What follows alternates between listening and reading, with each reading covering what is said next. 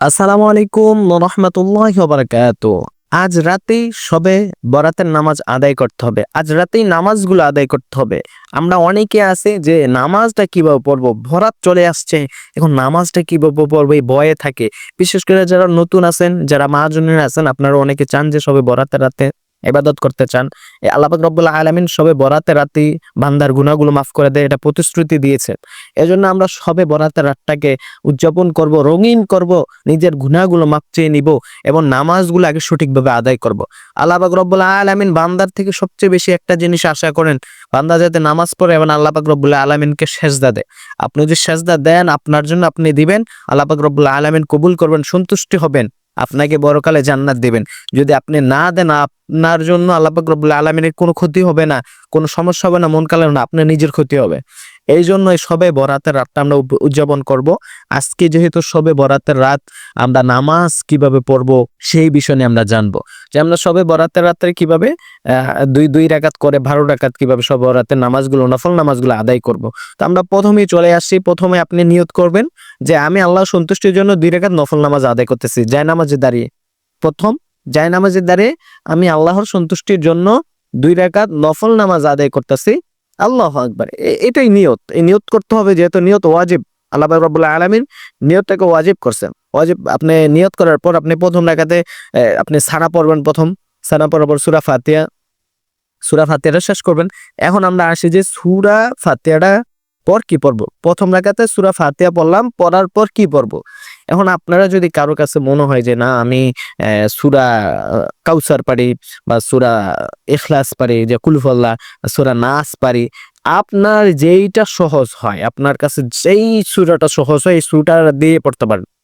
যদি আপনি চান একটা সূরা ইখলাস 3 বার পড়তে পারেন, 1 বারও পড়তে পারেন, 10 বারও পড়তে পারেন, কোনো সমস্যা নেই। কোনো সমস্যা নাই। প্রথম রাকাতে সূরা ফাতিহার পর 10 বারও পড়তে পারবেন সূরা ইখলাস, কোনো সমস্যা নেই। 3 বারও পড়তে পারবেন, 1 বারও পড়তে পারবেন। যেইটা আপনার কাছে সহজ মনে হয়। বা অনেকে আছে নামাজ পড়তে গেলে যে কি হয় যে আমার একটু শারীরিকভাবে অসুস্থ, এতক্ষণ দাঁড়ায় থাকতে পারবো না, শর্টকাটে যদি নামাজটা পড়তে পারি, এভাবে বললে যদি আল্লাহ কবুল করে, তো সেই হিসাবে আমরা এরকম কিছু জানতে চাই। এজন্যই তো মূলত আপনি এই ভিডিওটি দেখতেছেন বা আমাদের এই ভিডিওগুলা করা। তো আপনারা যারা একটু শারীরিকভাবে দুর্বল বা দাঁড়ানো একটু অসুবিধা হয়, তাহলে আপনারা সূরা ফাতিহার পর সূরা ইখলাস একবার পড়বেন, সূরা একবার পড়বেন। আর যারা সুস্থ, যে না আমরা একটু ভালোভাবে পড়তে চাই বা একটু টাইম নিয়ে পড়তে চাই, ইবাদতটা খুব মনোযোগ দিয়ে করতে চাই, তারা সূরা ফাতিহার পর সূরা ইখলাস আপনারা 10 বার করতে পারেন প্রথম রাকাতে। আপনারা পড়া শেষ হয়ে গেলে, সূরা ইখলাস পড়া শেষ হয়ে গেলে রুকু দিবেন, রুকুতে উঠবেন, আবার সেজদা দিবেন, সেজদাতে উঠে আবার দাঁড়াবেন। এখন দ্বিতীয় রাকাতে আসেন। দ্বিতীয় রাকাতে এখন আপনারা কিভাবে ইবাদতগুলো করবেন? দ্বিতীয় রাকাতে কোন সূরাগুলো পড়বেন? সূরা ফাতিহা তো থাকবে। সূরা ফাতিহার পর এখন কোন সূরা পড়বেন? সূরা ফাতিহার পর আপনারা আবার ঠিক ইচ্ছা করলে সূরা ইখলাস পড়তে পারেন, সূরা ফালাক, সূরা নাস, সূরা কাউসার।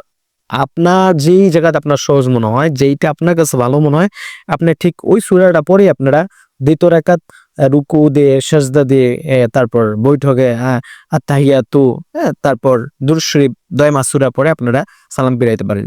ঠিক হুবহু এইভাবে 2টা রাকাত, 2 রাকাত 2 রাকাত করে 12 রাকাত আপনারা বরাতের নামাজ আপনারা আদায় করতে পারবেন। আল্লাহ পাক রব্বুল আলামিন এই নামাজগুলো কবুল করে থাকবেন।